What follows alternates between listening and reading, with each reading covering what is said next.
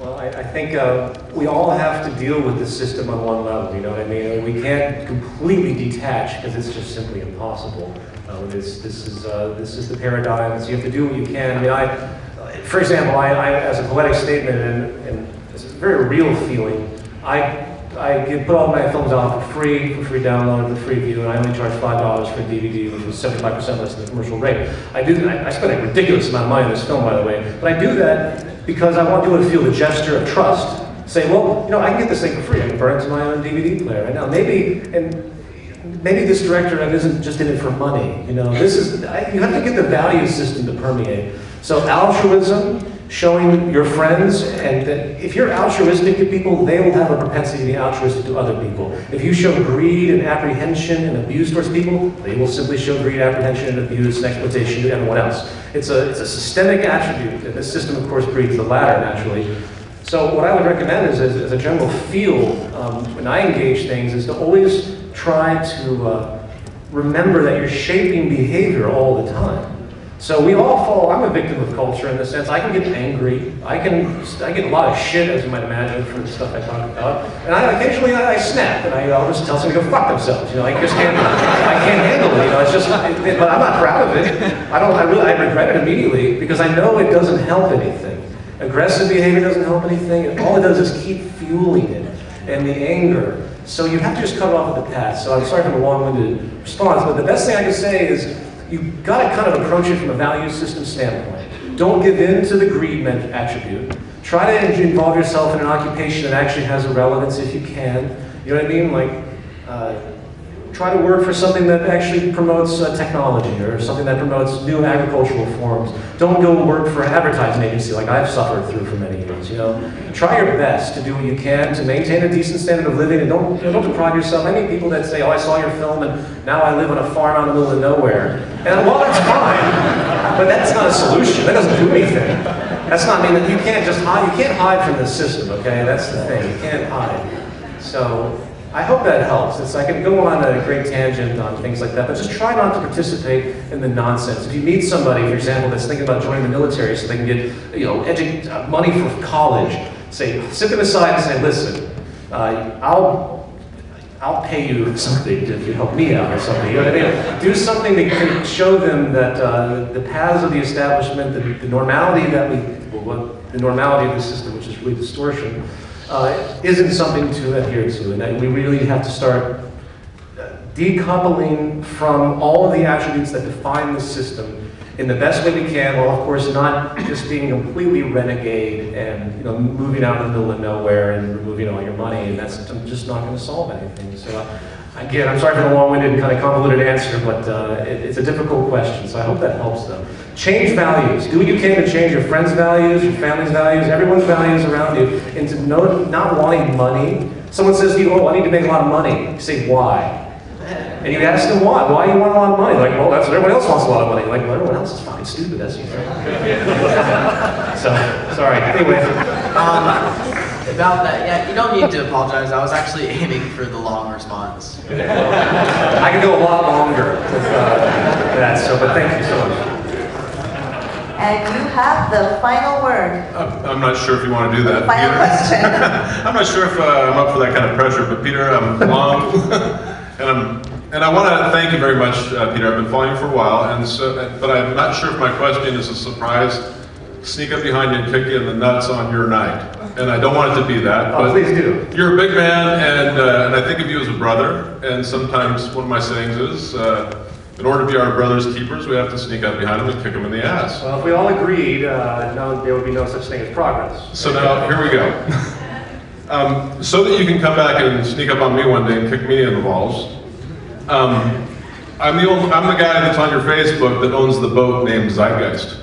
I'm sorry, I don't really pay that much attention. Well, if you need to kick me in the balls, now you know. Okay. Okay, so here we go. Are all the kids asleep now? All the kids gone? I am so thankful for your humor in this. I'm so glad that you gave yourself a heart attack in this. That was the funniest moment in this thing for, I think, a lot of people. I think it got the best reaction. You say in here that marketing is so scientifically proven to be effective, right? That it's... I think it's well, I'm not sure that language orients it correctly. Human beings are definitely affected by the operant condition of their environment in many different ways. It's socially reinforced, so yeah, that would be a true statement, sure. Okay, so what I'm getting at is this, you let me down a little bit tonight. Okay. Okay? Because this film was made for me. Okay? Okay. And I want to see a film that's made for, you asked the question, what are we, fucking stupid? Right. And my answer to that is, if you have to ask, you have no fucking clue. Sure, sure. Okay? People are really fucking stupid, Peter. Are you going to make a film, are you up for making a film for the masses instead of the choir?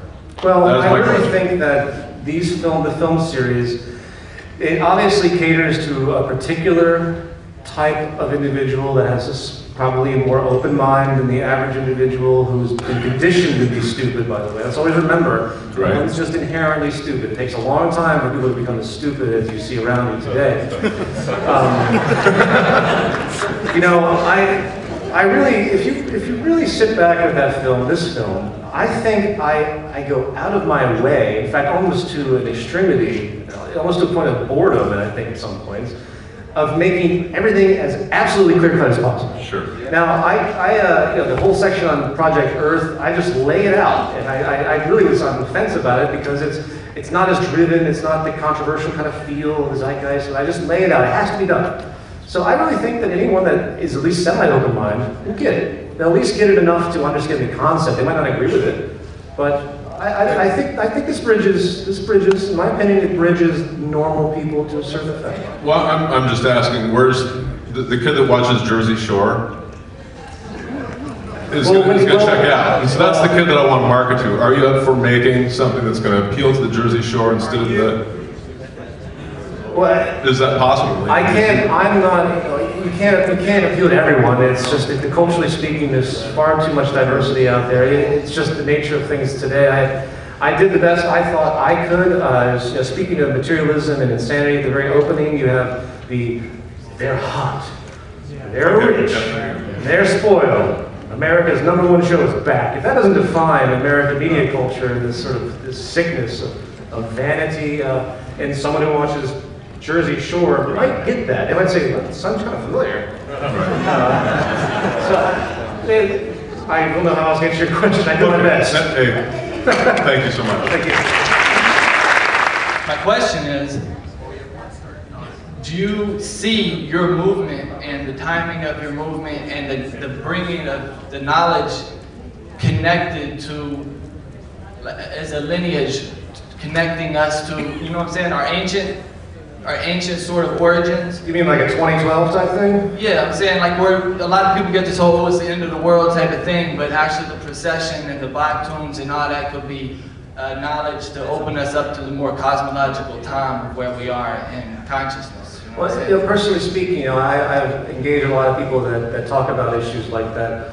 I'm a pretty straightforward individual. If there is a reality of some type of cyclical change of a higher order that we simply aren't conscious of, but is moving around, and the prophetic attributes of history sort of play in, and 2012, you know, and that's resource-based economy 2012, and suddenly the prophecy of the Mayans. You know, this stuff, it's poetic, it's interesting. I think it has an interesting drive psychologically.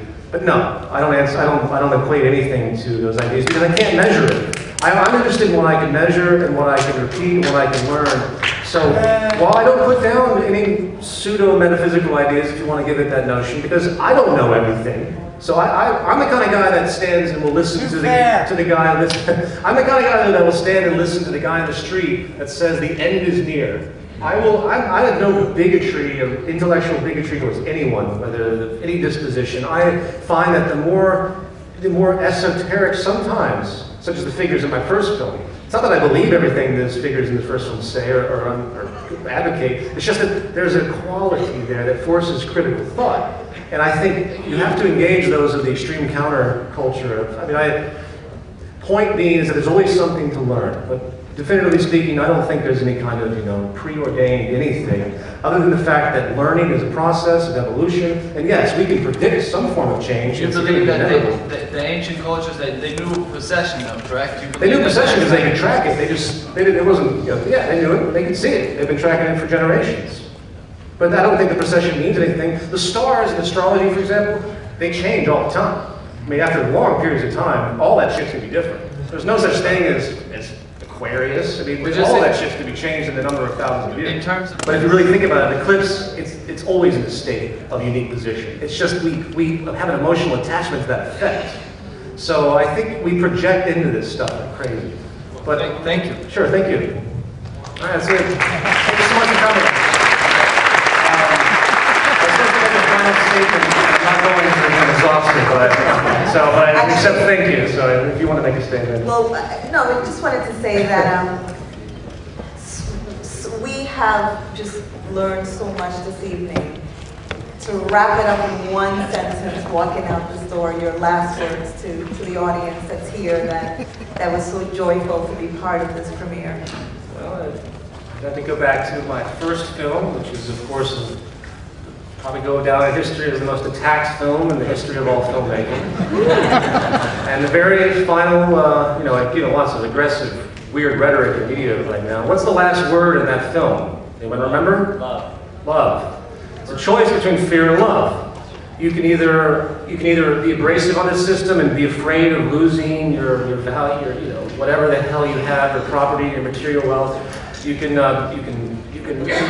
move against other people for your own self-interest, or you can just stop it and realize that the only way these type of sustainability will work within a species is if that species respects itself. So you can't divide a culture, you can't divide a people without a complete destruction. So it's really just a matter between fear and love. And I think if we can just overcome the fear of losing whatever the hell we think we're going to lose, we're all going to die. It's just an inevitability. So if you just shed those shackles of all that stuff that you hold on to, someone could pull out a gun right now and take me out, and I would be perfectly happy. It's Martin Luther King said, it's not how long you live, it's how well you live, and how honest you are with yourself. If everyone out there, which deep down knows about these problems, they really do. Deep down, people know that something's dramatically wrong. And deep down, I think they really know the direction to move in an intuitive sense. If everyone actually acted upon what they thought was right, the world would change like that. So I'll leave it at that. Thank you.